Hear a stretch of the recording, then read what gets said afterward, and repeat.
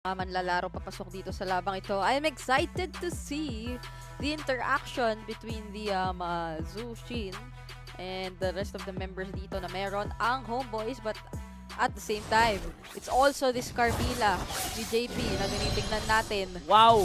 Kaya naman yung mga pwede mong asahang combo dyan, Ghost Bursters o di kaya yung Blazing Duet. Baka mga set pa tong mga to. Oo. 5 yung Purify sa battlefield natin. JP, maagang paggamit ng Purify ah. Oo. Grabe pala dito si Sige, JP. Sanji, bawian mo. Napaka-agresibong gumamit ng Zushin netong si Udil. At imaginein mo na agad Balibag Lantern, tapos meron pang Way of the Dragon. Oo, parang pag ano ka, no? Pwede kang i-alley-oop ni Udil kay Mal. Ang daming crowd control. Oo, pati yung ano pa, Spear of Alpha pa. Kahit sabihin natin mga single target pa nga yung ilan dito. Basta, sa ganitong composition kasi, parang i-take out mo yung isa na mga damage scores. Malaking bagay na! Pero JP, yata ang magiging kapalit. Tempest of Blades, matatarget ba dito si Amal? Kaso kakapusin Wow! hindi! Kasi nandoon din yung Ghost Bursters para tumulong kay Carl TV. Grabe yung 4 blades na yun, Carl! Worth it ang trade na nakuha ng TLPH doon. Kapalit ng Roamer. Nakakuha ng 2 kills ang TLPH. Pinaghatian ni Sanji pati na rin ni Carl TZ. At yung early game strat na gusto sana ng Homeboys unti-unting pinipigilan ng TLPH, si JP inaisahan pa si Udil. Kanina, napakakulit na rin at tapang ni Udil pero sa isang iglap, binawian ng Team Liquid ang pagkakabagsak dito ni JP in the early stages of the game. And at least for Team Liquid, that was the Roamer naman na nawala sa side nila. Hindi naman masyadong na-compromise dito yung kanilang kapasidad pa rin sa early game. Pero grabe, mag-poke si Mal. At ito na namang si JP ang napupuruan ng pokes at natatry bigyan. Pero teka lang, Crimson Beacon, ginamit na ni Udil. Sanford nandito naman. Pero sakto yung pagkasaan ni Sanji ng Netherrealm. Kaya napapaikot na lang yung Clash. Udil ang unang tutumba. Hindi pa tapos ang gera. Pero nakapag-Earth Shatter na naman dito Sanford. Hindi pa na kinakasaya yung Primal Lata. Pwede mo siya umulti. Ayan na, kinasa na. Nagubad na. Nawala na yung armor. Spirit of Alpha, ginamit na atin. Pero tutumba si Sanford. Makabawi ba dito? Ay, nakaisa pa nga doon si Sanji. Grabe yung mga palitan natin. Ito yung tipong early game na sure kang magkakaroon ng napakaraming interaction kasi ganun talaga yung specialty ng dalawa. Pero Amal, napatumba pa nga rito, wala na yung retry holder ng side ng Homeboys. Pero nandoon yung Curse of Blood, medyo napigilan. Nakatakbo pa si Sanji. At sino makakakuha ng turtle na ito? Wow! Mukhang si Sanji pa nga kaya bumalik. Kaya naman pala bumalik at hindi muna umuwi. Sabi niya, tulungan na kita, Carl TZ. Carl TZ, alam ko na yun, napagod ka na kasi kanina ko pa nag-4 plays pero nasipa nga yun dito si JP. Kumokonekta, makakatakas pa kaya, binuhat with the Balibag Lantern, makakatakbo, nag-flicker in, nag-ulti doon si Udil at mapapatumba nila si JP. Pero look at the effort coming in from Sanji. Wala na ngang color yung health bar niya, bumalik pa siya para lang ma-secure yung turtle. Oo, kaya ba? Sige, basta hindi sila makakalapit sa akin. At ngayon, nakita nating napaganda pa yon for Team Liquid dahil sa kanila na nakuha or napunta yung ating turtle objective. Pero we're yet to see yung pag-convert din naman dito sa early game na nangyayari. Kasi kung tutuusin, ay maganda naman kasi talaga yung palitan. Parang kumbaga, nagtitrade lang dito yung dalawang teams na napapanood natin Tapos nagkakaawatan lang. Kailangan mag-reset every after teamfight na nakikita natin. Pero mas may pang-reset kasi dito yung TLPH They have the Netherrealm, tapos walang Valentina yung kabila. Nakita natin yun in action, patras na yung TLPH, pero sakto lang pagkasa ni Sanji with the Netherrealm. Umatras naman bigla doon yung Homeboy. So this is a good sign for TLPH kahit papano, but 40 seconds, lalabas na yung dalawang turtle. Kanina nakita natin, Sanji, nabalikan yung turtle kahit wala ng buhay, na-secure nila, and plus the kills coming in from Carl TZ. Pero so far, mas maganda din yung start ng Homeboys dito kasi kahit papano, even pa rin yung matchup. Oo. Nakakasabay Kaya ngayon, kailangan ng hindi maging even ito. Mukhang ipapalag na ng dalawang kupunan. Curse of Blood, kumonekta. Napakarami. May Netherrealm pa na natitira. At nandito na rin si Carl TV. Spear of Alpha pa pala yun, pero may knock-up ng Earth Shatter. At kung napakataas ng sustain ni Amal, kinakayanan niya pa rin lahat, pero tinanggap niya rin yung Tempest of Blades. At ngayon, unstoppable na rin si Sanji. Sumasayaw na rin si Carl TV. Mukhang makakatakas pa nga yata. Hinahabol nga lang ni Etri. At nandun yung Fish Boys. Buhay pa din si Carlito. Matakas doon si Carl TZ. The most crucial moment. Pero so far, nakakatakot din yung sustain ng Homeboys Grabe yung si Amal. Ang tagal niya bago patumbahin doon ng TLPH. In fact, Naubos na yung Netherrealm, buhay pa rin si Amal. Pero si Benny Cutie maganda yung posisyon, magkikita sila ni Nets doon sa taas. Blazing Duet, kinasa na nga pero makakatakas lang with the BMI out. Kailangan nating i-double check kung meron na nga bang nagiging pansagot dito ang Team Liquid sa sustain na yan ni Amal. Kasi gaya ng sinabi mo, ang laking threat nun. Lalo kapag ka parang boost ka na sa resources pero hindi pa rin tumutumba o nabibigyan etong si Amal na parang tumatangki kasi.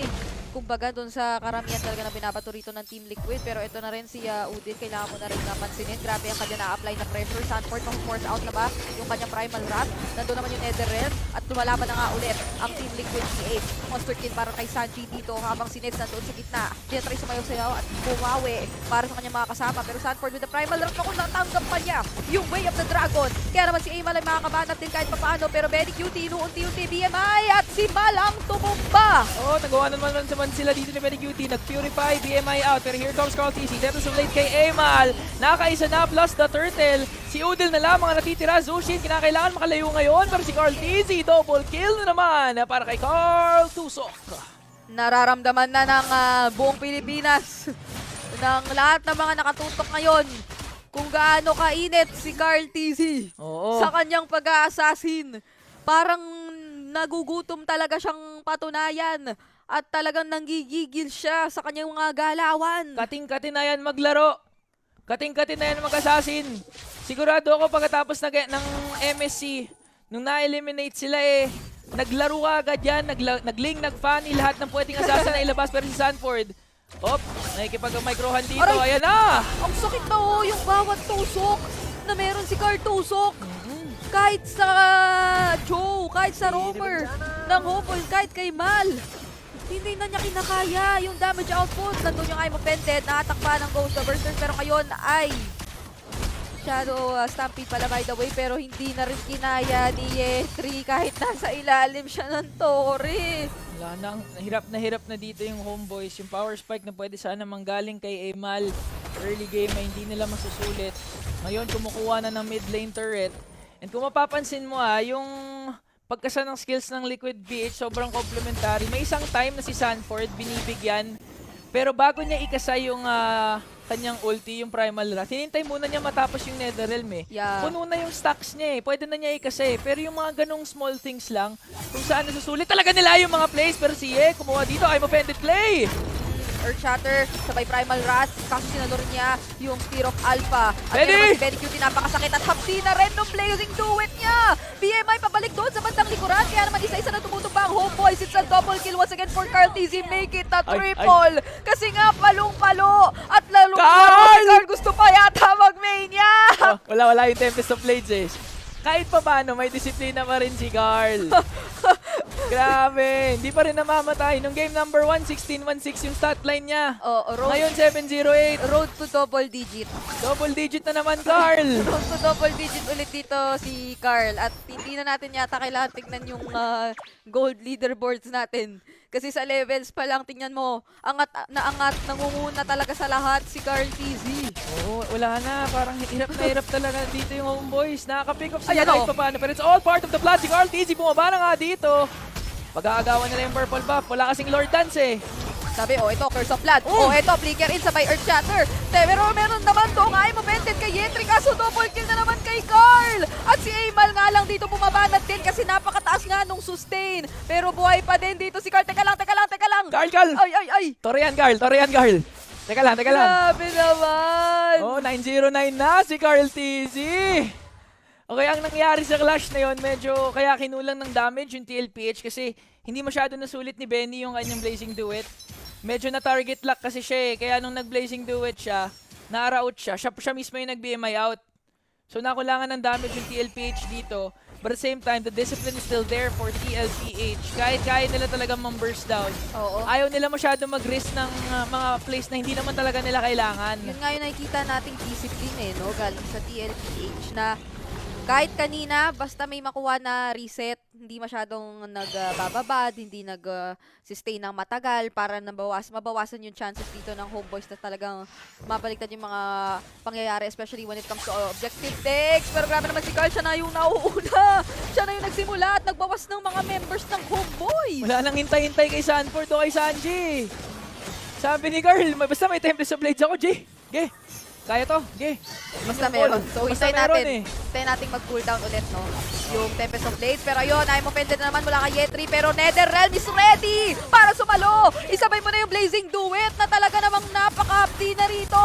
Kaya naman tumumba doon si Yetri at si Udil. Tatlo na lang ang natitira sa Homeboys. Samantalang isang inhibitor turret na rin ang napatumba. Dadalawahin pa nga yata ng Team Liquid. Oh, may mga purifies pa dito sila JP tsaka si Sanji. So kaya pa nila mag-overextend. Napinitan si Nets mag-jam and force out. Di na masusulit. Simalang kanilang next target. Tempest of Blades nandun na naman for Carl TZ. At mukhang matatapos na nila to pero wala pang minions. So relax lang muna. Kamuntikan na doon si Girl. Sabi niya, ayoko nang ma-shutdown. Tama.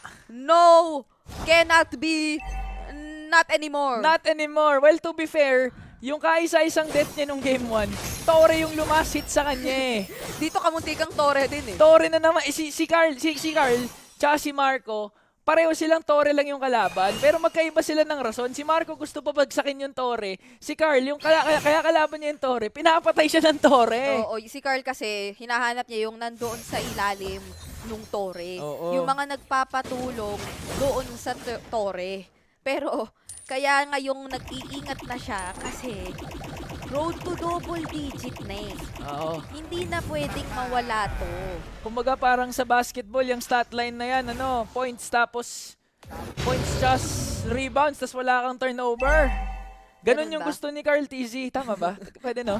Bakit mo sinatanong sa akin kung tama ba? Sabi mo, di ba nagbabasketball ka din? Sabi ko, ganun ba? Ah, Oo, kasi natututo rin tayo. Pero eto na, ayun na. walang papalapitin ang Team Liquid PH. O, Carl TZ, dalawang buff na secure niya. After na kumuha ng purple buff, tansya ko, hindi na talaga niya hihintayin si si Sanford o CJP eh. Rerekta na yan, paggawa ng purple buff, pwede na. Oy, sabi, Sanji, ganito ba yun? Ganito ba yun? Ganito ba yun? Sabi ni Sanji, ganito ba yung ginagawa nila? Ha? Sabi ni Sanji, wala kasi si Sorn eh. Wala eh, Wala si Sorn, ako na lang magsi-Sorn ngayon, oh. Oo. Teka lang, pati si Sanford tuloy.